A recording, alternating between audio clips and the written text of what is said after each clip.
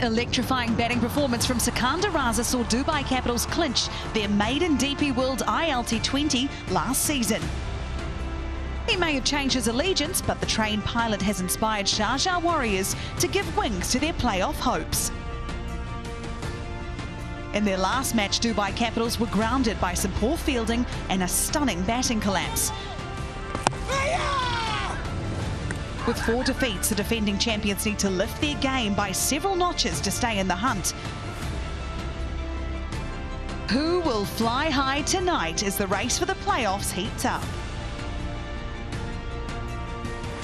We are flying through the DP World ILT20 Season 4. We're up to match 20 and we're at Dubai International Stadium tonight. It's the Sharjah Warriorz taking on the Dubai Capitals. Two teams that desperately need points tonight if they are to stay in the hunt and get that Q next to their name like the Desert Vipers already got so early in the season.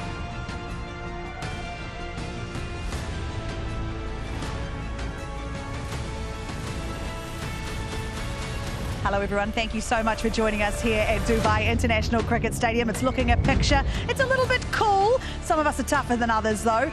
I tell you what though, we're in for a great night tonight. A big one for the Dubai Capitals if they're to get back in this competition. The defending champions, or will the Sharjah Warriorz be too good? Let's head out to the middle now with the two captains and the fabulous Alan Wilkins for the all-important toss.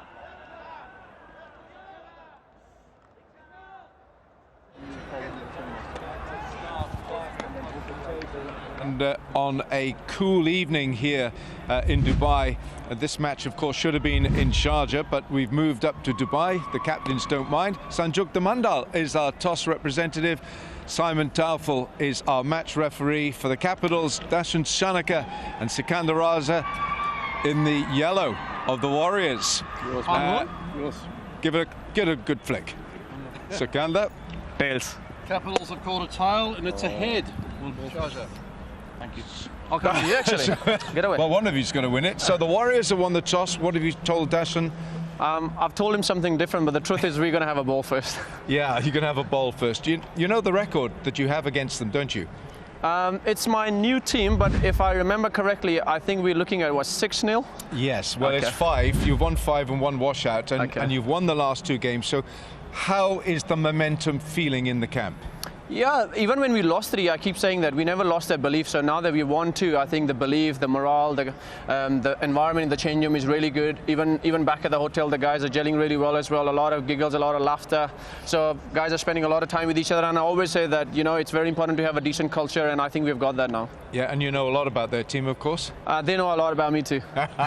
What, with a winning combination, are you keeping it or making changes? No, we're going to go with the same team. Same one. Sikander, thanks very much Alan. indeed. Thank you. All right, thank you.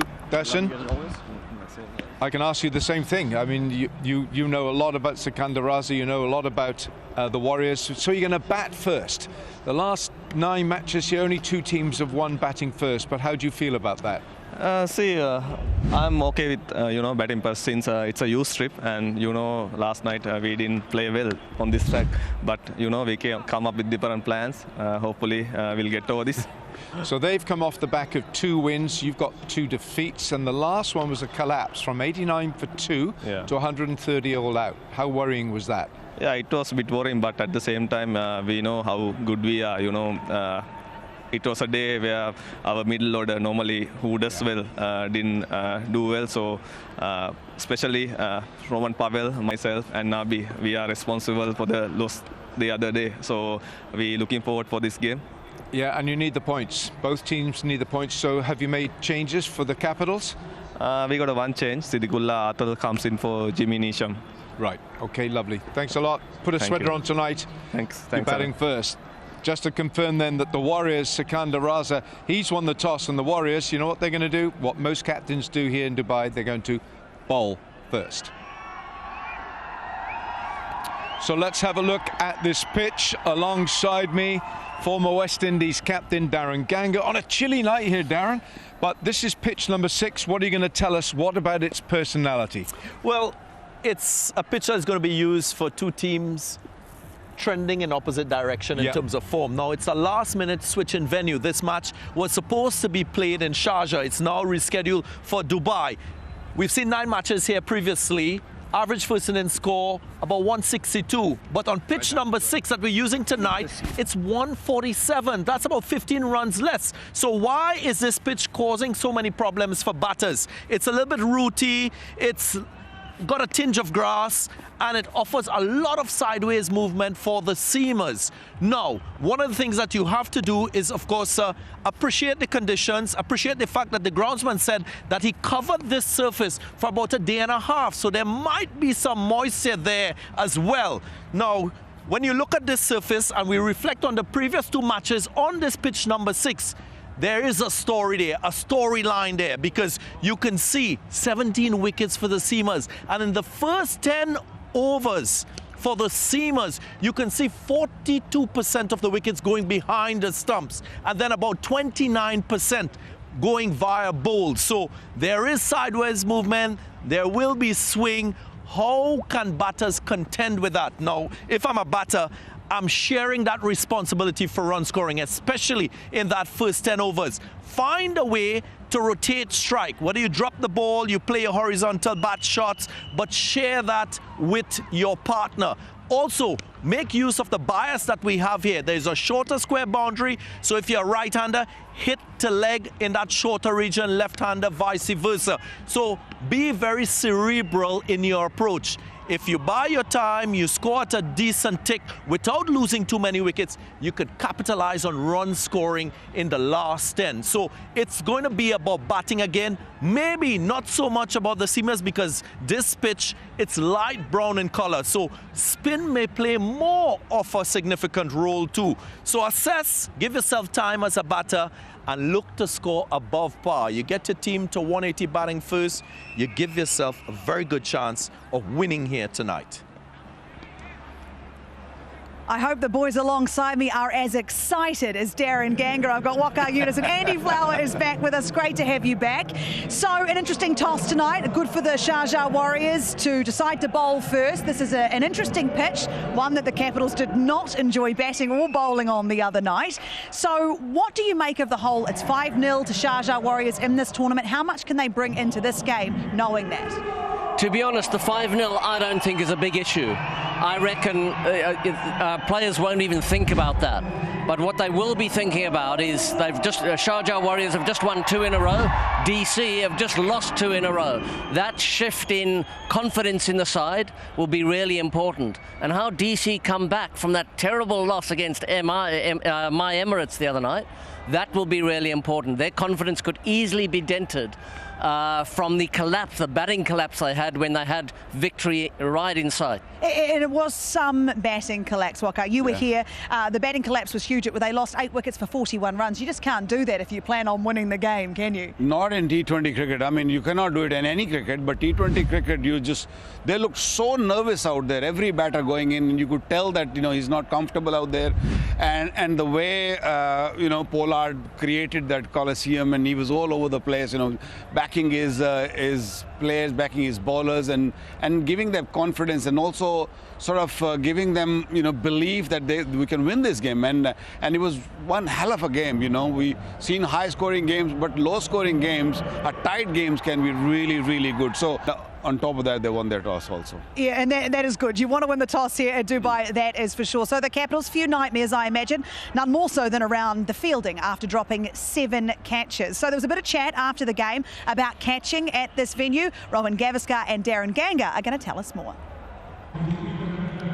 Getting set for match number 20, it's Warriors taking on the Capitals. And again, we're reminded of that old adage that catches win matches. Now, in the last game that the Capitals played, they put down 7 catches and missed a run-out opportunity. So this evening, we're going to pick this ball up and we're going to talk a little bit about fielding, catching, and that aspect of the game. I've got my good mate here, Rowan Gavaskar, and we're on the edge of the circle of this inner ring. We saw in that last game, Ro, it was Nabi putting down 2 and then the Fizz at backward point. And if you look at Nabi, of course, hard hands, wasn't able to cushion the ball. And then the Fizz, was he in the right position? A left-hander diving to his right, not being able to hold on. So a lot of technical issues Fizz having to move. Yeah. You want a player with good agility, good reaction, somebody with good hand-eye coordination. And of course, he didn't execute well and gave a batter another opportunity to continue. That is not ideal. And to be quite honest, when you're feeling in this inner circle, you need to have cat-like reflexes. They say feeling is an attitude. You must be able to establish a good base, be on the move, be able to pivot right or left, and have good hands too. Now, you know about agility and just your ability to react instinctively when you're in the circle. That is key. I'll tell you a story though about catches. Darren, in the 1983 tour of India from the West Indies team after India had won the World Cup, they played a game against East Zone. Now, again, this is a story, I don't know if it's true or not, but they say never let facts get in the way of a good story. So before the game started, fielding practice was on, catching practice was on, and the coach was hitting these long balls. Players were running, East Zone players were running. They were stretching their hands, getting their catch, throwing the ball back. There was one player though, all he did was he threw the ball up in the air and he caught it like that. Threw it in the air. Why? Caught it like that. Exactly, because someone asked him, "What you doing, mate?"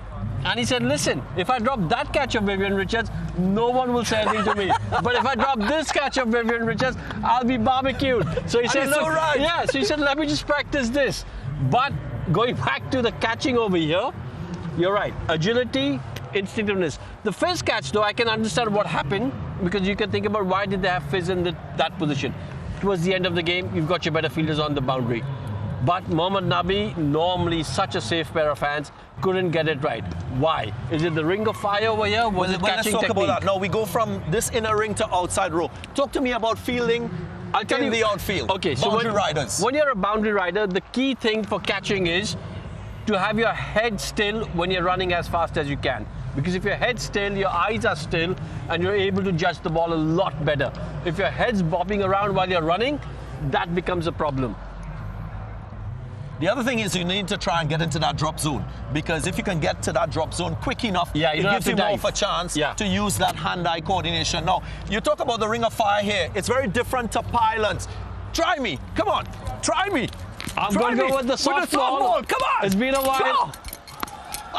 That's too easy, Ro. Drop. No, that catch taken. Yeah. Catching will be important tonight.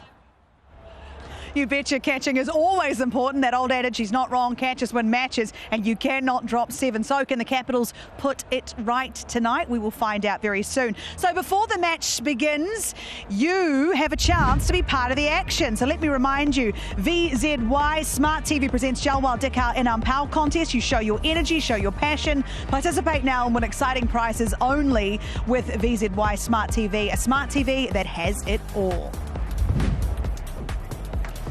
All right, so it is all on here for match 20 of the DP World ILT20. It is the Sharjah Warriors taking on the Dubai Capitals. The Sharjah Warriors on a roll. The Dubai Capitals want to get on a roll. The Warriors have won the toss. They're going to bowl first. We take a short break, and when we come back, we'll look at the two teams a little more.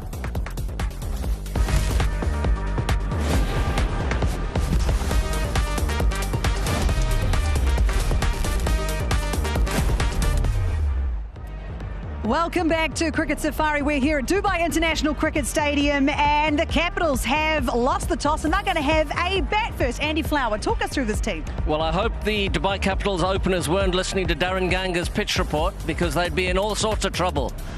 Shayan Jahangir and Sadiqullah Atal, who comes back into this game, if they can provide a platform for the power of Cox, Powell and Shanaka in the middle order, they'll be doing their job. When they come around to bowl, those left armers, David Willey, Jawadullah and Mustafiz, are a great combination. They've got one of the leading wicket takers in the competition, Salam Kill, with his left arm wrist spin, who will be a danger man again. He certainly will. And Waka, would you please talk us through the Sharjah Warriors team? We're going to have a bowl first here in Dubai. I think the captaincy change has actually worked for them. They don't really need to make any changes because they won the last 2 games and the energy of the team looks really good.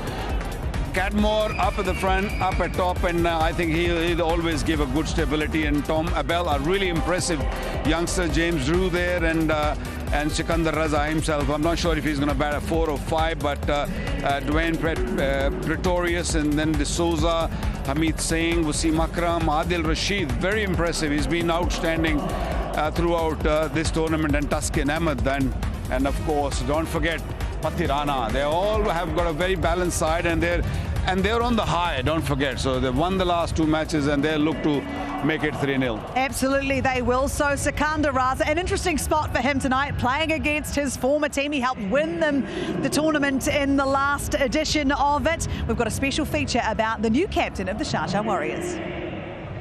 So to start with, can you please tell me your name? My name is Mohammed Isa Bhatt. My father is Sikandar Raza. He's a batting all-rounder who's #1 for T20 and ODI. Are you a fan of your dad's? Yeah, very big. What do you like more about him, his batting or his bowling? Batting and his energy to the game, you know, his leadership, these things. I should have asked you this earlier, but who's your favorite cricketer? I have 2, you know. I have Virat Kohli and I have AB de Villiers. Those are my favorite. I'm going to tell your dad you didn't say Sikandar Raza. He already knows. He already knows? But my all-time is Virat Kohli. Virat Kohli? Why do you like Virat Kohli? He's class and this, but then also Babar Azam is good, but I like Virat Kohli more. Christmas is around the corner. So have you got a wish list and have you told your dad what you want for Christmas? No, not really. Just, you know, let's go out and enjoy. Maybe go to the mall, give me his credit card, debit card, you know, just let me spend some games for the PlayStation, yeah. So your dad is now going to turn 40 next year and obviously still a very, very fit, very, very talented cricketer. Do you want to see your dad keep playing or do you think he should retire now? I want to make him keep play like, you know, one form at least, ODI, T20, and then hopefully when I'm 18 or something, I'll play one game with him and then he can retire. That was so adorable. I was actually quite shocked to see that Sikandar Raza has a son that age because he looks so young. But he mentioned some really interesting things about his leadership and his energy levels in the field. And I think that's the thing that most impressed me when I watched him, even when he wasn't captain for the Sharjah Warriors in those first couple of outings. He brings so much energy onto the park. How vital is that, not just as a leader, but as a player in your side? Well, certainly as a leader, he leads from the front. He role models the sort of enthusiasm and up and at 'em attitude that other people will follow. But even just as a team member, yeah, that sort of enthusiasm is absolutely infectious. He talks a lot. He's always yabbering. He's great energy when he's moving in the field. He bats, he bowls, and now he's captaining as well. So he's a hugely important cog in this machine of the Sharjah Warriors.